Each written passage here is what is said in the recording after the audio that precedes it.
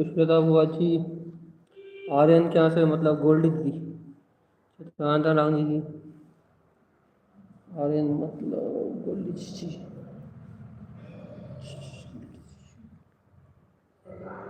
चेतांता चेतांता दीदी, चेतारंतरण सभी लोगों से चेतारंतरण।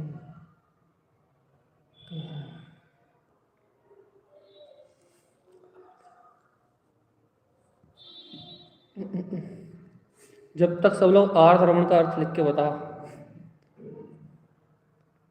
ऊर्ध, मध्य और आर्ध। आर्ध ज्ञान समुच्चय सार में क्या कहा था? आर्ध आर्ध विमलम। आर्ध मतलब अपनी ओर ढलना। आर्ध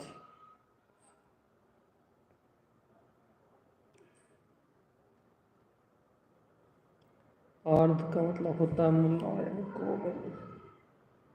आर्ध अपनी सत्ता की ओर ढल जाना। आर्ध ऊर्ध रमण मध्य रमण जाए, आर्ध रमण शून्य स्वभाव,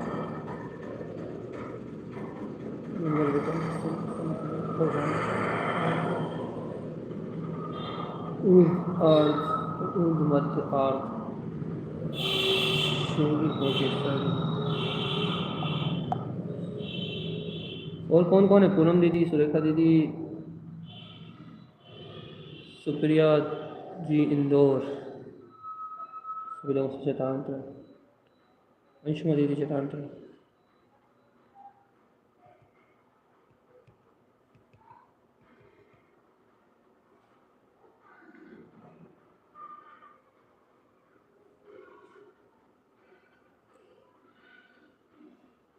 चलिए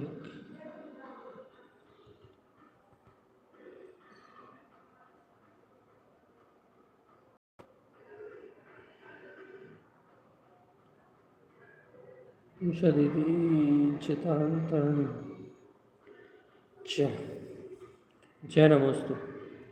तम च निंदियानिंदिमो चेनिनंदिशः परमिततिपदिविन्दिका नमियो सिद्धशुभा गुरुवे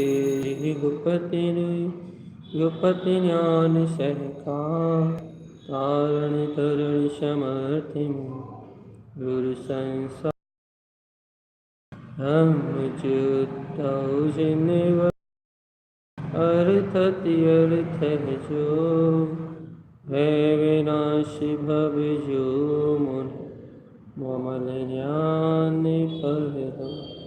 एक को गुरु को धर्म को साक्षी को परमात्मा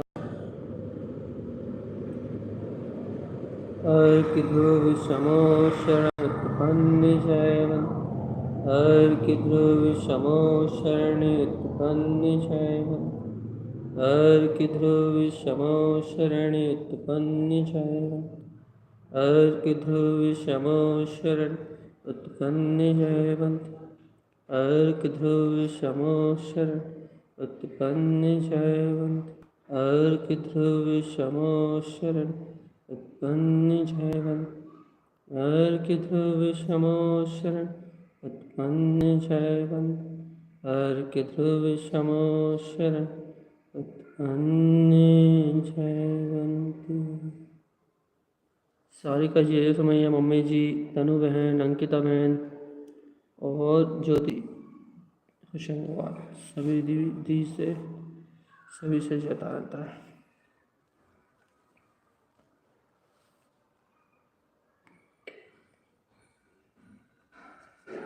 यहाँ अपना विषय चल रहा है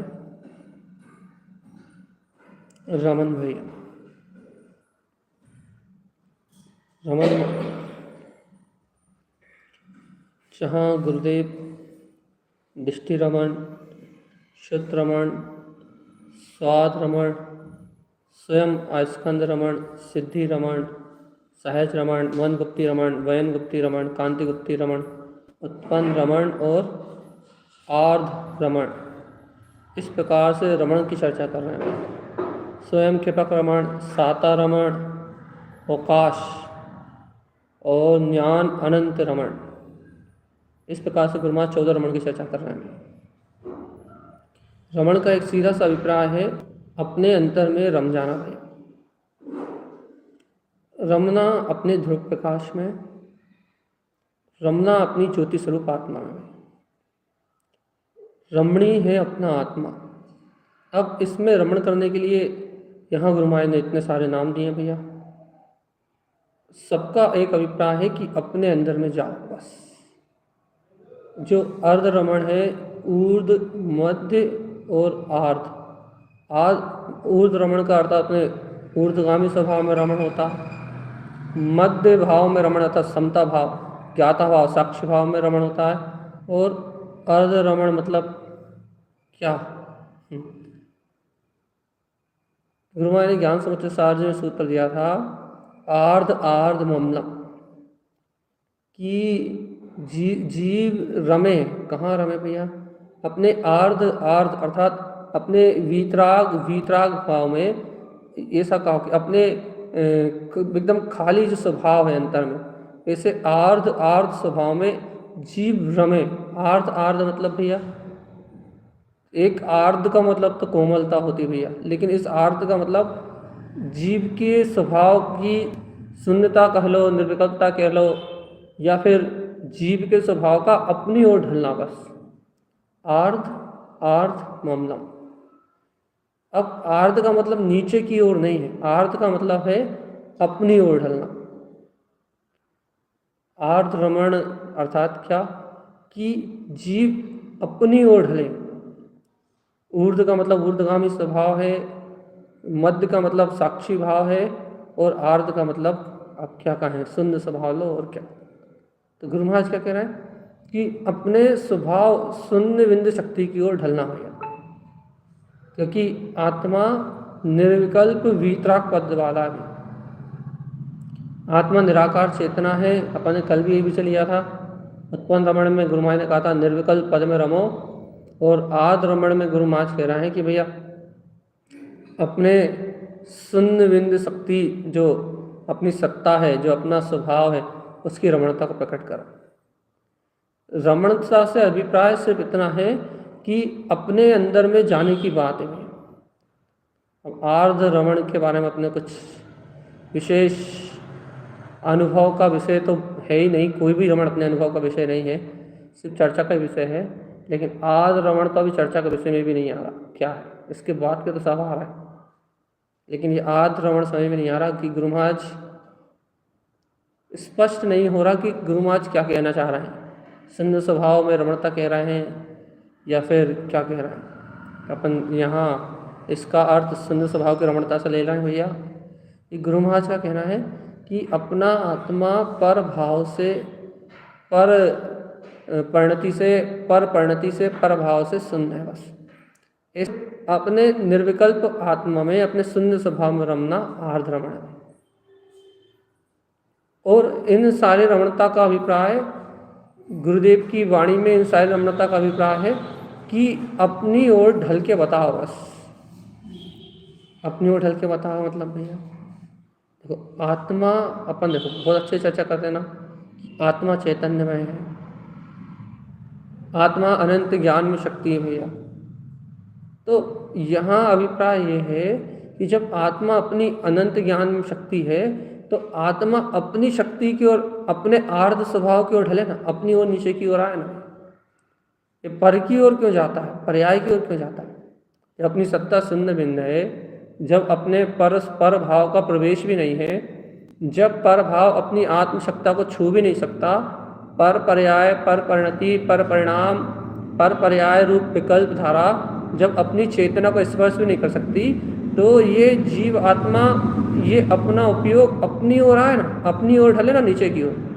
अपना स्वभाव, अपना शून्य स्वभाव अपने अंतर में है, तो ये अपने शून्य स्वभाव की ओर ढले ना भैया।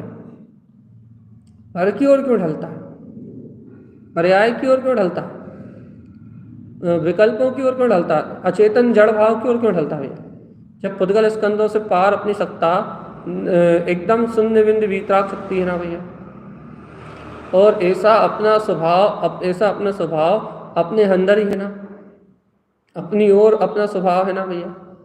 यदि अपनी दृष्टि, अपना उपयोग ऐसे अपने स्वभाव की ओर ढले तो उसमें उस शून्य बिंदु शक्ति में रमणता प्रकट हो गई। रमण करने की बात है, अपनी आत्म शक्ति को, अपनी ज्ञायक शक्ति को जागृत करके अपने में निज में रमने की बात है भैया बस। अब साधक कैसे अपनी अंतरात्मा के बल को जगा के, एक ज्ञानी साधक कैसे अपनी अंतरात्मा को के बल को जगा के अपने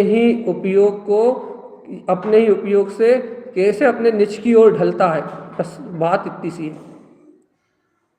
क्योंकि भैया अपन इतना समझ लिया ना कि आत्मा निर्विकल्प आनंद में है, शुद्ध बुद्ध प्रकाश में अपना ज्योति स्वरूप आत्मा भैया।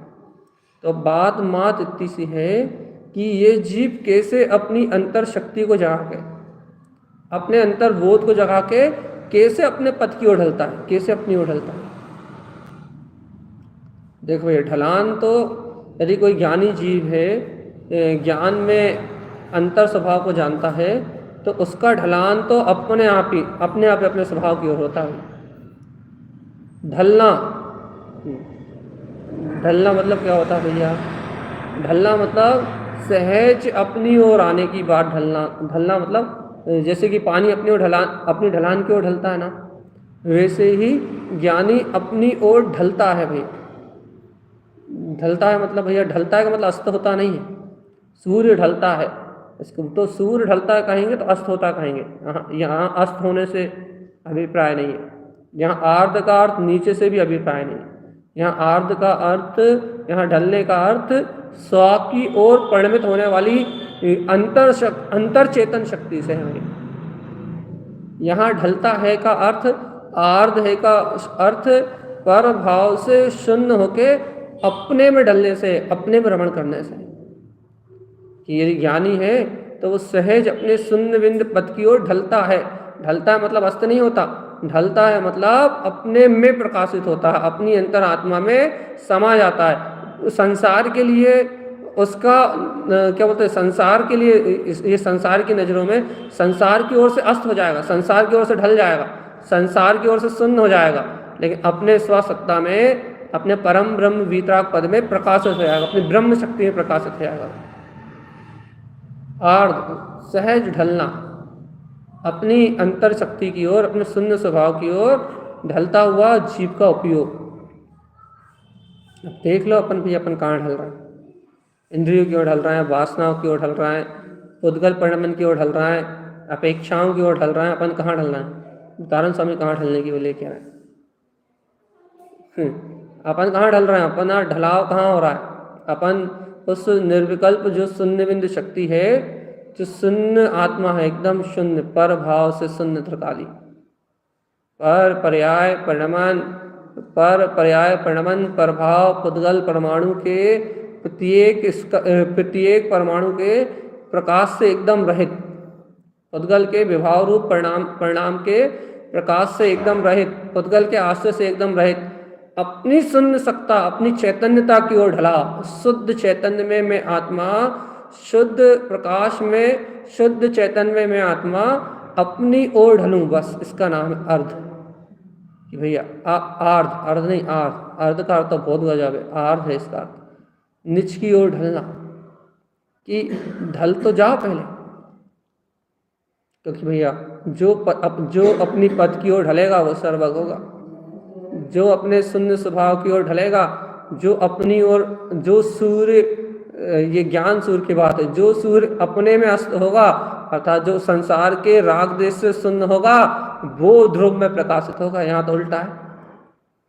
यहाँ तो संसार में जो सूर्य है, ये वैसे सूरज ढलता नहीं है, लेकिन संसार जीव क्या कहते हैं भैया? सूर्य ढलेगा तो रात्रि होगी। यहाँ उल्टा है संसार में। लेकिन यहाँ यदि ज्ञान का सूर्य स्वयं में ढलेगा, यहाँ रात्रि नहीं होगी, यहाँ करोड़ों सूर्य सा प्रकाश होगा, तीनों लोगों का केवल ज्ञान झलकेगा। हाँ, संसार से शून्य हो जाएगा, मोह राग देश के विषयों के लिए वो आत्मा अलग हो जाएगा, संसार पुद्गल से भिन्न हो जाएगा। लेकिन स्वयं के पद में तो पूर्ण प्रकाश में हो जाएगा भगवान जी। यहाँ तो अपनी ओर शून्य शक्ति की ओर ढलने की बात है। अब जितना हो, जैसे कर पाओ, जिस प्रकार से कर पाओ भैया, एक ही काम है। क्या काम है? स्वशक्ति की ओर ढलना, बस। स्वशक्ति, स्व चतुष्टय, स्व ज्ञान में सत्ता, स्व ज्ञान में आनंद, आनंद आनंद आनंद आनंद, अपने आनंद में अमृत स्वभाव की ओर ढलना। अब ढल के बताओ भगवान आत्मा, निज गायक में, निज ज्ञान में, अब अपनी निज ज्ञान में अविनाशी जो परिणति है, उस परिणति में ढल के बताओ आप तो बस। सहज सहज ढलता हुआ अपना, सहज अपनी ओर स्वयं में भी ढलता हुआ अपना स्वभाव। आर्ध का अर्थ सीधा सा भैया, जो अपनी ओर झुक जाए, शून्य की ओर, सीधा सा शून्य की ओर जो अपनी ओर ढल जाए, पर से एकदम बिल्कुल अनभिज्ञ हो जाए, जिसको पर का भान भी ना रहे, जगत से शून्य और सहज ढलता हुआ अपनी ओर, अपनी अंतरधारा की ओर सहज बहता हुआ पुरुषार्थ। आज रमण, गुरु महाराज कह रहे हैं, ऐसे अपने आर्ध स्वभाव में रमण करो बस, ऐसी अपनी आर्ध शक्ति में रमण करो बस। क्या होगा भैया इससे? क्या होगा? संसार सागर परिभ्रमण से शून्य हो जाओगे। संसार सागर परिणमन, सब यहाँ से संसार से सूर्य अस्त हो जाएगा और भैया अपने ध्रुव केवल ज्ञान में प्रकाशित हो जाएगा बस। इतनी सी सरल सी तो बात है। यदि कोई ज्ञानी जीव है, यदि कोई वीतरागता को प्राप्त करने वाला भव्य आत्मा है, तो उसके लिए इतनी सरल सी तो बात है, आर्ध रमण, अपनी ओर चले जाओ बस। और भैया यदि कोई को अपनी अंतर की रुचि नहीं है, तो उसके लिए बहुत कठिन विषय है, क्योंकि अपनी ओर ढलना अर्थात शून्य में ढलना भैया, ये तो आत्म तत्व की रुचि रखने वालों की बात है। और ऐसी सरलता से नहीं कि भैया ऐसी थोड़ी बहुत रुचि वाले नहीं, जिनको गाढ़ रुचि, प्रगाढ़ रुचि भैया, उनकी बात है। क्योंकि देखो भैया, आत्मा आत्मा कहते रहना और विकल्पों में लगे रहना, ये तो सब कर लेते हैं। आत्मा की चर्चा भी कर लेते हैं, आत्मा का बहुमान भी कर लेते हैं, और भैया बाहर के विकल्पों में भी लगे रहते हैं, आत्मा के विकल्पों में भी लगे रहते हैं। लेकिन भगवान आत्मा सब कुछ से शून्य हो जाना, विकल्पों से शून्य हो जाना, किसी से कुछ भी संपर्क ना रखना, अर्थात पुद्गल परमाणु में कोई भी आकर्षण ना रहना, और अपनी ओर ढल जाना, शून्य बिंद हो जाना, अर्थात संसार से कोई प्रयोजन ना रह जाना, और मात्र अपने आर्ध, अपने स्वभाव की ओर पूर्ण रूप से ढल जाना, बस ये काम बहुत मुश्किल है भैया। अर्थात अज्ञानता का पूर्ण रूप से ढल जाना, पूर्ण रूप से नष्ट हो जाना, और बस एकमात्र ज्ञान मात्र शून्य शक्ति, अपना वीतराग तत्व रह जाना बस। अब तो भैया कुछ लेना ना देना ना, कुछ नहीं करना, कुछ भी नहीं करना, अपने में अपनी ओर ढल गया है अपना आत्मा, अपना उपयोग अपने में ढल चुका है, अपनी अंतरात्मा में, अपनी वीतराग परिणति में ढल चुका अपना उपयोग भैया। और जो उपयोग सहज अपनी वीतराग परिणति में ढल चुका है, अब वो है आद्रमण। अब उसे नहीं है किसी से लेना और देना। अस्त हो गया अज्ञान उसका, नष्ट हो गया अज्ञान जिसका, मात्र शून्य ज्ञान बिंदु शक्ति बची बस। अब ढूंढो से संसार में तो नहीं मिलेगा, अब ढूंढो से संसार में, संसार के विकल्पों में, आत्मा के विकल्पों में नहीं मिलेगा, वो आत्मा के विकल्पों में भी नहीं मिलेगा। तो कहाँ मिलेगा? कि ना वो तो गया अपने शून्य बिंदु वीतराग शक्ति में, अपने ध्रुव आनंद में, अपने परम वीतराग पद में, अंतर आर्ध मल जो अपना शून्य स्वभाव है, उस आर्ध शुद्ध भाव में गया होता। अब उस शुद्ध प्रकाश को आप कहीं भी ढूंढोगे तो बाहर नहीं मिलेगा, क्यों? वो तो अंदर चला गया। अब उस उपयोग को आप लेके आओ बाहर, कभी नहीं आएगा।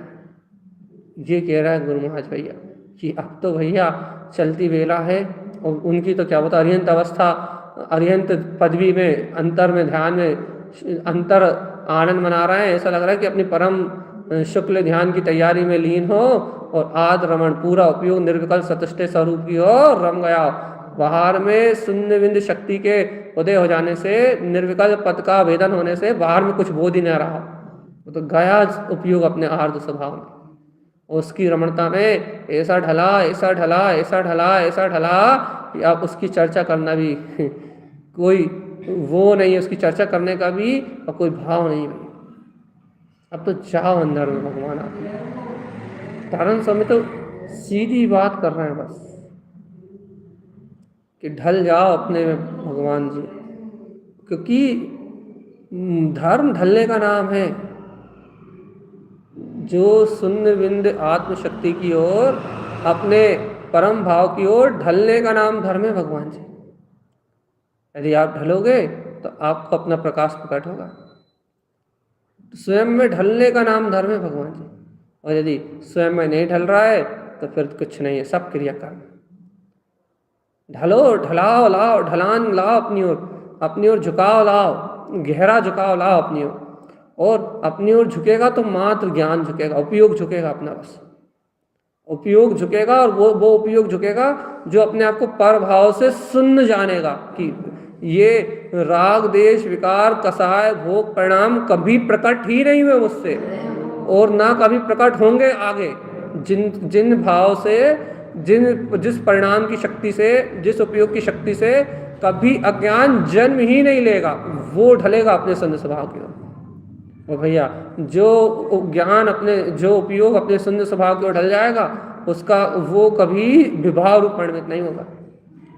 कि भैया बहिर्मुख उपयोग आएगा तो क्या महाशल्य कब है, माँ चिंता ही कब है कि बहिर्मुख उपयोग आएगा। वहाँ तो निशंक भाव से होकर अंदर गया है कि कभी लौट के ही नहीं आएगा। अब एक कर्म उदय से बाहर आ भी जाए, यदि कोई संयोग से बाहर आएगा भी, यदि आया तो भी वो वहाँ ठहरने वाला नहीं।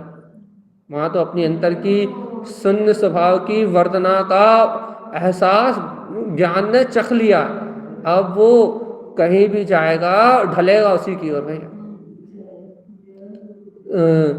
जगमगाहट उसी निर्विकल्प शक्ति की रहेगी, जगमगाहट उसी शून्य स्वभाव की रहेगी, प्रकाश अपने उस निर्विकल्प ध्रुव आर्ध स्वभाव का ही रहेगा। भैया अब की भैया अपना ढलान तो एक ही ओर है, अपना झुकाव तो एक ही ओर है, स्वपथ की ओर, स्वशुद्ध चेतन शक्ति की ओर है। शुद्ध चेतन शक्ति की ओर, चेतन आत्मा जो शक्ति विकारों को जन्म देती हो, अज्ञान उसकी ओर नहीं, वहाँ नहीं, बाहर नहीं, जो शक्ति शुद्ध चेतन में हो वो उस शक्ति की ओर झुकाओ, वो है शून्य। अब वहाँ जाने का यदि पुरुषार्थ का भाव बने तो गुरु महाराज की बात सुन लो, आध रमण चल लो भैया, अंतर चले जाओ, झुक जाओ अपनी परिणति में, अपना उपयोग पूर्ण शून्य स्वभाव की ओर पूरा समर्पण करके, और बस भूल जाए जगत को, विभाव को, विकार को, शून्य हो जाए पर भाव से। तो गुरु महाराज की बात अंतर में जानने में आने लगे, भैया क्या कह रहे हैं, आचरण में आया ना आए, कम से कम जानने में तो आए कि तारण स्वामी क्या कह रहे हो आप। ऊर्ध्व रमण कह देते तो ऊर्ध्व स्वभाव में रमण हो जाता, कोई दिक्कत ही नहीं थी। मध्य रमण कह देते तो साक्षी भाव में रमण हो जाता, तो भी कोई ही दिक्कत ही नहीं थी। मध्य रमण अपना समता भाव में वीतराग तक थे, लेकिन उन्होंने तो आर्ध रमण कह दिया भैया, कहना ना ऊर्ध्व ना मध्य, कहने लगे आर्ध। कहने गुरु महाराज ये क्या है, ये तो बहुत कठिन विषय कर दिया आपने। कहने लगे बस यही तो है। कहने लगे अब जाओ शून्य स्वभाव में, अब कोई विकल्प में मत जाओ, कुछ नहीं। कहने लगे तुमने समता भाव की चर्चा भी खूब कर ली, ऊर्ध्व स्वभाव की चर्चा भी बहुत कर ली, अब तो तुम सहज हो और अपने अंतर स्वभाव में ढलो, अंतर भाव में ढलो, अंतर शक्ति में ढलो, क्योंकि ये ऐसा कोमल, ऐसा अपना ममल, ऐसा पूर्ण शुद्ध अपना ही स्वभाव है भगवान जी। इसकी ओर ढलोगे तो निर्वाण की बात होगी, अपने शून्य पद की ओर ढलोगे, अपने अंतर स्वभाव के रमणता की ओर ढलोगे तो कल्याण की बात करेंगे भाई, और नहीं तो फिर कोई कल्याण की बात ही नहीं। अपना भाव तो प्रकट हो भगवान जी, अपनी अंतर की लीनता का भाव तो प्रकट हो भैया। ऊर्ध्व स्वभाव अपना है भैया, ठीक है, अच्छी बात है। ऊर्ध्व स्वभाव की ओर जब तक बात है, जब तक पर भाव से भिन्न ऊपर की ओर उठना है। मध्य रमण की बात है, जब तक समता भाव में अपने साक्षी भाव में स्थिर रहना है। लेकिन भैया आर्ध रमण की बात है तो फिर कछु लेना ही देना नहीं, फिर तो कहना शून्य शून्य बिंद और निर्विकल्प तक। कह लगे अब मत कहो कुछ भी, अब मत कहो कुछ भी, अब बिल्कुल मत बोलो, क्योंकि अब भी बोलोगे तो पागल हो। शिवात्मा शून्य, अब क्या कहोगे उसको, कहाँ से लाओगे उसकी चर्चा, क्या सुनाओगे, कहने कुछ नहीं, इतना ही कहोगे बस, बार बार एक ही चर्चा होनी है। क्या भैया, जो निज पथ की ओर ढलेगा सो सर्वज्ञ होगा। बस जिसका ढलाव अपनी शुद्ध चेतना की ओर होगा, जिसका रुझान अपने परम प्रकाश में वीतराग शक्ति की ओर होगा, जिसको अपना परम भाव भासेगा, वो अपनी ओर ढल जाएगा। और जो आर्ध अपनी अंतर चेतना की ओर ढल जाएगा, वो परम वीतराग पद को प्रकट कर लेगा। जो पद को ढलेगा वो सर्वज्ञ होगा भाई, और जो स्वपद को नहीं ढलेगा वो संसार में चक्कर लगाते लगाते अनंत संसार में घूमते घूमते बस यहीं भटकता रहेगा। देखो भाई, ये तो कल्याण की बातें हैं, ये तो निज कल्याण की बातें हैं। यदि आपके हृदय में समाए, आपके हृदय में आए तो अपना कल्याण कर लो भैया। ये तो आत्म कल्याण की बातें हैं, निज कल्याण की बातें हैं। और निज कल्याण की नहीं, अब तो इस संसार से विदा होने की वेला है। विदा होने की वेला मतलब गुरु महाराज समाधि का समय आने वाला होगा, बढ़िया मस्त आत्मरमणता में झमाझम आनंद ले रहे होंगे। साधु अवस्था का रमण का विषय, साधु अवस्था का विषय, साधु अवस्था में अपनी अंतर चतुष्टय की रमणता का आनंद ले रहे होंगे। बस बढ़िया आनंद में आर्ध रमण कह के उन्होंने अपनी अंतर परिणति को अंतर में पूरा खींचा, पूरा उपयोग के अंदर ढाला, और बस जहाँ पूरा उपयोग उन्होंने अंदर खींचा, जहाँ अंतर उपयोग ढाला, बस शून्य बिंद शक्ति में खो गए। अब क्या कहने लगे, अब तो छुट्टी, कहने लगे अब तो चले भैया अंतिम स्टॉप, अंतर ध्यान में, अंतर ज्ञान में, उस अविरल शून्य बिंद स्वरूप में उन्होंने जो उपयोग को ढाला, और बस अब तो मस्त। कहने लगा संसार के विकल्प, संसार की माया कहना क्षण में विनश गई, और प्रकाशित हो गया ध्रुव ध्रुव ध्रुव ध्रुव ध्रुव ध्रुव ज्ञान में प्रकाश, अविरल शक्ति ज्योतिर्मय जगमगान लगी भैया, शाश्वत ज्योति में जगमगान लगी। ऐसा है भैया गुरु महाराज का उद्देश्य। भैया बिल्कुल समझ में नहीं आ रहा। भैया कह तो रहे हैं, अब यही तो गुरु महाराज की भक्ति है, तो ये गुरु महाराज को इस अनुभव में डूबते हुए देख लो तो तुम्हें समझ में आ जाएगा क्या है। फिर तुम्हें अपने स्वभाव की पकड़ है, खुद इस स्वभाव को पकड़ लो, शून्य बिंदु शक्ति को, तो तुम्हें समझ में आ जाएगा क्या है। इसके अलावा इस अनुभव को ना हम कह सकते ना तुम कह सकते। यहाँ तो आपको स्वयं वो आस्था है अंतर की, कि वो खुद भैया अब शून्य समाधि की अपनी तैयारी में, अपनी साधु रमणता में, अब वो दिव्य अपने प्रकाश को पूर्ण रूप से समेट लिया अपने अंदर में। कुछ नहीं रहा, कुछ कहने का भाव नहीं रहा, कुछ सुनाने का भाव नहीं रहा, कुछ समझाने का भाव नहीं रहा। तब उन्होंने कह दिया आद रमण।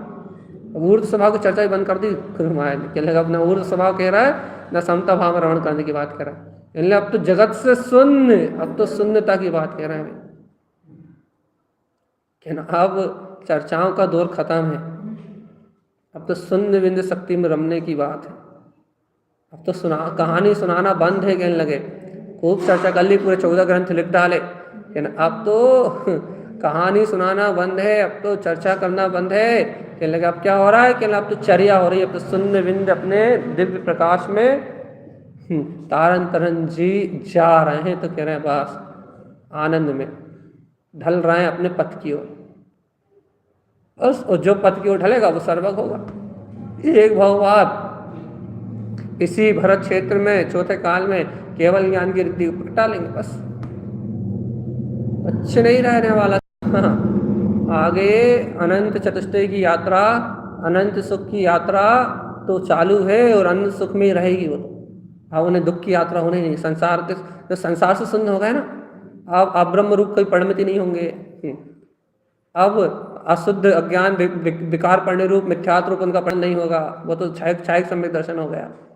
चारित्र मोही की धाराओं में विषय वासना और इंद्रिय सुख में उनका परिणमन नहीं होगा, इसलिए सर्वाग सिद्धि में गए। यहाँ आएंगे धरा पे तो भी शीघ्र बालपन से ही वैरागी और दीक्षित हो जाएंगे, बस बचा ही नहीं आपके लगे पर से पूरे ज्ञान, अपनी ज्ञान की धारा से, अपने ज्ञान के बल से पूरे जितने विकार परिणाम थे, विकार परिणति रूप परिणमित होने के जितने भाव थे, पुद्गल के जितने भी कर्म थे, क्या ना, उन सबको ज्ञान की शक्ति से क्षीण कर ही दिया उन्होंने, रखा ही नहीं, अपनी सत्ता में नहीं रहने दिया। तो अब क्या होगा, क्या अब तो शून्य में ढलेंगे, अब तो आर्ध स्वभाव की ओर ढलेंगे, अपनी अनंत चतुष्टय में शक्ति की ओर ढलेंगे। अब जब ढलान ही अपनी ओर की है, कहने लगे हमने देखो गुरु महाराज ने दूसरा रास्ता ही नहीं छोड़ा, ये है, इसे कहते हैं पुरुषार्थ। ये है पुरुषार्थ कि उन्होंने अज्ञान का, मिथ्यात्व का, मोह का, विषय वासनाओं का, काम आदि का, इसका रास्ता ही नहीं छोड़ा। अब जब रास्ता ही नहीं है वहाँ जाने का, तो जाएंगे कैसे? अज्ञानता ही नहीं छोड़ी, उनके अंतर में इतना तीव्र ज्ञान का प्रकाश हुआ है, इतनी अंतर ज्ञान की ऐसी उज्ज्वल परिणति छाई है उनके अंतर में, उन्होंने अपने अंतर उपयोग को ऐसा अंतर में खींचा है कि अब उनको ये अज्ञान के भाव रूप अब्रह्म भाव कभी होना ही नहीं, अज्ञान भाव कभी होना ही नहीं, विषय वासनाओं की और ढलान होना ही नहीं है। अब था छायक सम्यक दृष्टि है तो सम्यक ज्ञान, सम्यक दर्शन और ज्ञान का कभी नाश होना ही नहीं, इतना तेजी से अंतर में रमणता की है।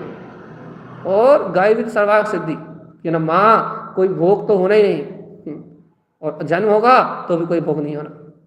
अब देख लो भगवान जी ब्रह्मी की शक्ति में, अपनी अंतरात्मिक विशुद्धि में इतना पुरुषार्थ करा कि उन्होंने अन्य मार्ग ही बंद कर दिया, अज्ञान मार्ग ही बंद कर दिया। इतनी रुचि हो किसी ज्ञानी साधक में, ये जो आगे की संभावनाओं को ही नष्ट कर दे, जो आगे विकार रूप परिणमित होने की संभावनाओं को ही नष्ट कर दे, जो ज्ञानावर्णी, दर्शनावर्णी, अंतराय, मोहिनी कर्म की बंद कर दे।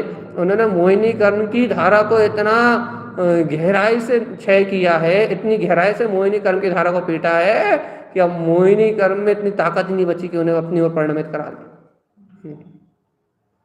ये 3 चौकड़ी कसाय का उदय है, फिर भी आप ब्रह्म में परिणमित नहीं होने वाले, अज्ञान में परिणमित नहीं होने वाले। इतनी ताकत हो तो बताओ भगवान। अब अर्ध रमण में चलेंगे अपन, शून्य की ओर ढलेंगे, अपने वीतराग पद की ओर ढलेंगे, अपनी पूरी शक्ति को अपने अंतर में समेटेंगे और पूर्ण ध्रुव में रमण करते हुए केवल ज्ञान प्राप्त करें। यदि हो तो इतनी शक्ति तो बता। वही हमारे पास तो इतनी शक्ति है ही नहीं, बस शक्ति नहीं है तो फिर कुछ है ही नहीं, बात ही नहीं है भाई। हम पहले कह रहे थे अर्ध रमण छोड़ो, यहाँ से चर्चा होनी नहीं, क्योंकि यहाँ चर्चा का विषय खत्म कर दिया ना तारण स्वामी ने। अगर देखो कल भी कोई चर्चा नहीं है, पहले स्वयं क्षिपक रमण, क्या भैया स्वयं का छायक स्वभाव, अपने स्वयं का क्षिपक, स्वयं के छायक स्वभाव में रमणता हो रही है, अब कहना क्या कहोगे? अनंत क्या बोलते हैं, छायक दर्शन, छायक ज्ञान, छायक सुख, छायक वीर, इन अनंत छायक लब्धियों में रमणता हो रही है, और बस सारे कर्म क्षय हो रहे हैं। अपनी छायक लब्धियों में रमण करते हुए तारण तरण अपने चिन्ह मार्ग में आगे बढ़ना है। अगले और आगे तो बिल्कुल साता रमण के लगे, कुछ नहीं बचा, सुख सत्ता चेतना बोध, इसमें साता जो सत्ता है ना, इन अपनी प्रकाश में सत्ता, साता में रमणता है, बस अवकाश मतलब मैं ठहर गए, बस अब वहां से बाहर आने का कोई काम ही नहीं। और अंत में तो कह देंगे भैया ज्ञान अनंत रमण, अनंत ज्ञान प्रकट हो गया है, उसमें रमणता बरत रही है। अब तुम चर्चा करते रहो और तारण तरण समाये अपने में, बस इन रमणों की चर्चा ही नहीं है, न आर्ध रमण की चर्चा होने वाली, न स्वयं क्षिपक रमण की चर्चा होने वाली, और साता रमण अवकाश में तो बस बहुत तो ठहराव ही, अवकाश ही कह रहे हैं कि अपने साता प्राण में, अपनी सत्ता में ठहर गए, अब कुछ होना ही नहीं है। और बस अंत में तो अनंत ज्ञान प्रकट हो गया, बस कि अनंत ज्ञान रमण कि ना अब आवरण जैसे भाव दिख ही नहीं रहा भैया, क्या ना। यहाँ से उन्होंने संसार का चिट्ठा खत्म कर दिया, पूरा चर्चाओं का चिट्ठा, समझाने का चिट्ठा, लेखन का चिट्ठा, बोलने का चिट्ठा, लोगों को भवजीवों को संबोधन करने का चिट्ठा, सब खत्म है। वहाँ से तो उन्हें अंतर ही अंतर, सिर्फ अंतर की ढलान रूप परिणति प्रकट हो रही है। बस क्या कहना, क्या समझाना, क्या बोलना। और रमणता का पूरा विषय ही अंतर का है। दृष्टि रमण हो, चाहे श्रुत रमण हो, चाहे स्वात रमण हो, चाहे गुप्ति रमण हो, चाहे कुछ भी हो, सिद्धि रमण हो, स्वयं स्कंद रमण हो, कुछ भी हो, सारा विषय एक ही बात कर रहा है। उन्होंने एक ही बात कही थी भैया कि सहज स्वभाव अपना उत्पन्न स्वानुभूति को स्वानुभूति की रमणता को उत्पन्न करने के लिए बस। ये तुम्हें अपना स्वानुभव में रमण करना अच्छा लगता है, ये तुम्हें अपना उत्कृष्ट स्वभाव, अपना श्रेष्ठ स्वभाव में रमण करना अच्छा लगता है, जीवात्मा अपनी ओर ढलो और आनंद परमानंद डूबो। अच्छी बात्मा ये तुम्हें अपनी ओर ढलना अच्छा नहीं लगता, तुम्हें अपनी ओर ढलने की रुचि नहीं है, तो फिर संसार में परिभ्रमण करो भैया। सीधी बात है। स्वयं क्षिपक रमण, बस क्या है, अपना छायक स्वभाव, बस उसमें रमण हो रहा है। स्वयं वो भी बिना किसी आवरण के, स्वयं क्षिपक रमण, बस रम रही है। साता रमण, अपनी शाश्वत सत्ता, जो अपना साता प्राण है, अनंत सुख, उसमें अवकाश हो रहा है, अपनी सत्ता मात्र है बस, शून्य बिंदु स्वभाव। और अनंत ज्ञान रमण में तो, ज्ञान अनंत रमण में तो ज्ञान ही ज्ञान, ज्ञान ही ज्ञान, ज्ञान ही ज्ञान, जहाँ देखो वहाँ अनंत ज्ञान।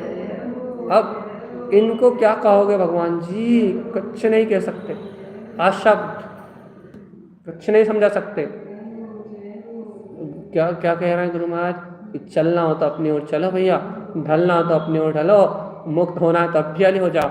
ऐसा अनंत चतुष्टय वीतराग स्वभाव, अपना छायक भाव, अपनी दिव्य शक्ति अपने में जगमगा रही है। ढकना हो तो अपने अनंत, जो अपना शून्य बिंदु स्वभाव है, उसमें रम जाओ।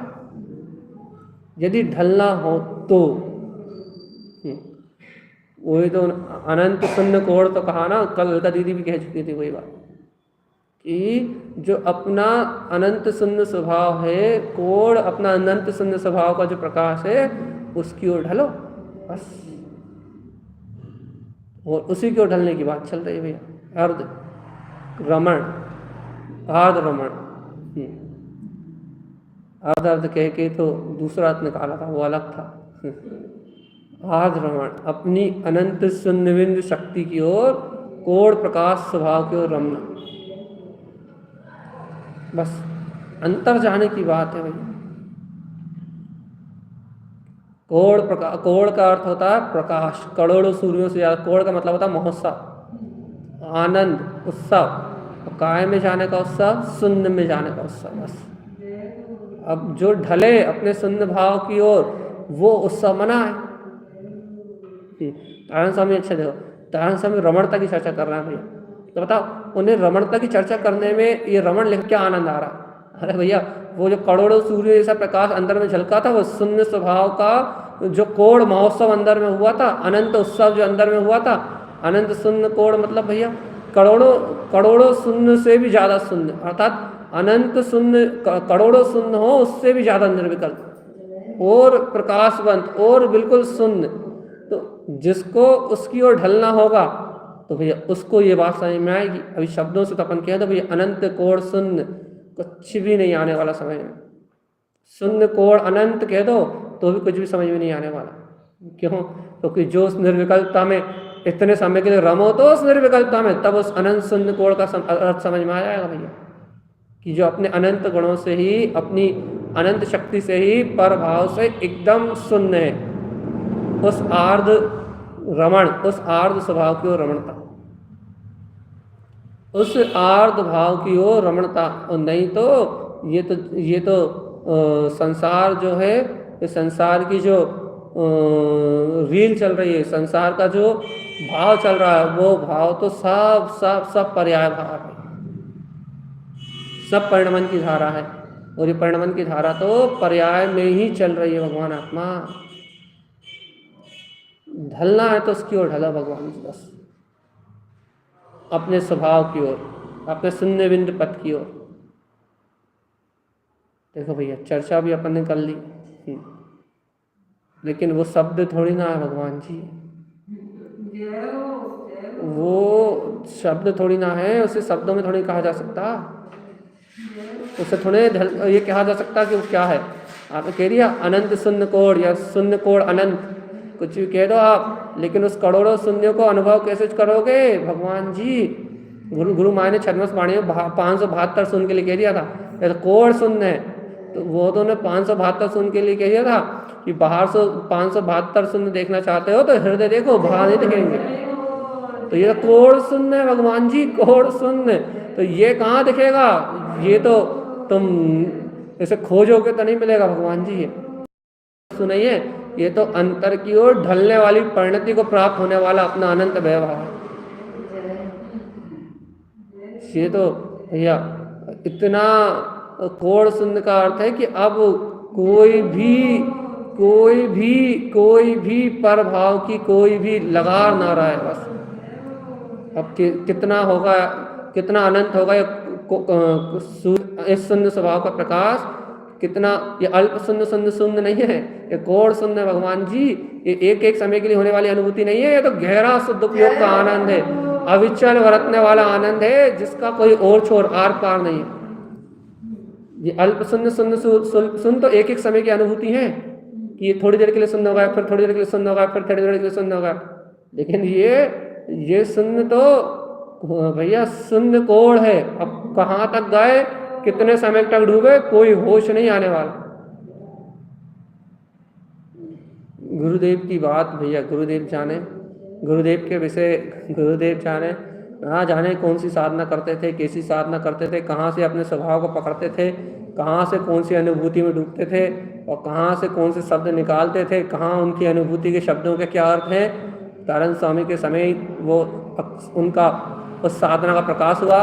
तारण स्वामी के समय उनके शिष्यों ने उसका अनुभव किया, लिख तो गए, लेकिन उनकी अर्थवली, उनके भावार्थ, उनकी विशेषता को स्पष्ट करके कोई अभी तक इतना ज्ञानी बिरला साधक हुआ नहीं जो उनकी इस भाव भासना को, उनकी अंतर साधना को स्पष्ट कर दे शब्दों में। कोई हुआ ही नहीं इतना बड़ा ज्ञानी कि उनके इस सूक्ष्म रहस्य को, उनकी सूक्ष्म साधना को कोई वैसा का वैसा लिख जाए, कोई है ही नहीं। क्या भैया कहना, अभी इस काल में इतने बड़े ज्ञान में इतनी अनुभूति को प्रकट करने वाले साधक ही नहीं हो रहे भैया। अब यदि कोई हो बिरला कोई साधक आत्मरुचि वाला, ज्ञान रुचि वाला, तो वो ऐसी साधना करे तो पता लगे कि ये क्या है, अर्ध कोड़ शून्य क्या है। और वो भी उसे पता लग जाए तो ये भरोसा नहीं वो लिख के जाए, नहीं लिख के जाए। क्यों? क्योंकि पता लगने के बाद लिखेगा कोई गारंटी नहीं, क्योंकि पता लगने के बाद तो डूब जाएगा, कहो तो वापस ही ना आए। इसलिए भैया इसलिए यहाँ तारण स्वामी जी के वचन अनमोल हैं। उनकी ये आत्म अनुभूतियों की धारा अनमोल है भैया, उनके ज्ञान का अनंत वैभव अनमोल है। अपन सभी जीव इस आर्ध रमण की अंतर से अनुमोदना करें भैया। गुरु महाराज से भावना भाव, गुरु महाराज जी आर्ध रमण, शून्य क्षपक रमण भैया, और जो आगे अपने उन्होंने जो रमण दिए हैं भैया, कौन कौन से दिए हैं, साता रमण अवकाश और ज्ञान अनंत रमण, ये सारे रमण अपने अंतर से ही प्रकाशित हुए, क्योंकि इनकी चर्चा नहीं होने वाली। ये अनुभूति के विषय हैं और ये अनुभूति के विषय हैं, इनके कोई अर्थ नहीं है, इनके अर्थ नहीं है, अनुभूति में ही है बस। अपने को इन सब अर्थों का अंतर रमणता में भाव भाषण हो, अपन इनकी अनुबोधना अंतर भाव भाषण से करें। गुरु महाराज से भावना करो भैया कि 14 रमण शब्दों से सुनने का अभ्यास तो किया, कहने का अभ्यास तो किया, लेकिन इनमें से यदि एक भी यदि अंदर में रस रूप प्रकट हो गया ना, तो फिर बस कहना सुनना सब मिला जाएगा। इसलिए अपन अंतर का काम बनाए, भाव भासना की ओर विशेष रूप से अपना उपयोग लगाएं, अंतर में अपनी परिणति ढले। इसलिए रमण की चर्चा थी भैया, और आज अपनी ये रमण की चर्चा हम यहीं कर रहे हैं पूरी। यदि 30 तारीख के बाद 1 तारीख से यदि फिर से विषय लिया रमण का, तो आगे के रमणों की चर्चा अपन अगले समय में करेंगे। अभी दोपहर की चर्चा फिलहाल आपको 1 तारीख तक के लिए बिल्कुल भी बंद है। हाँ, यदि किसी ने रिपीट चर्चा चला दी, शालिनी दीदी कर सकती हैं बस। यदि रिपीट चर्चा चली आपको तो रमण की या कुछ चर्चा दोपहर में सुनने मिल सकती है, और नहीं तो फिलहाल दोपहर में आपको लंबा अवकाश। बोली श्री गुरु महाराज की जय। अर्क ध्रुव शमो शरण उत्पन्न जयवंत हो, जयवंत हो, जयवंत। दोपहर में आपको 14 ग्रंथों का पाठ सुनने मिल सकता है। बस 22 तारीख से सभी लोगों का आमंत्रण, 22 से लेके 30 तारीख तक सभी भोपाल अशोक गार्डन चैत्यालय में आए और फूल नाव का सुबह शाम आनंद लें और दोपहर में 14 ग्रंथों के पाठ का आनंद लें और आत्मस्ती में मस्त, अपने आत्म आनंद में मस्त अपने ज्ञान स्वभाव की सुरति जगाएं। एक गुरु महाराज का हम समस्त भक्तजनों के लिए उपदेश।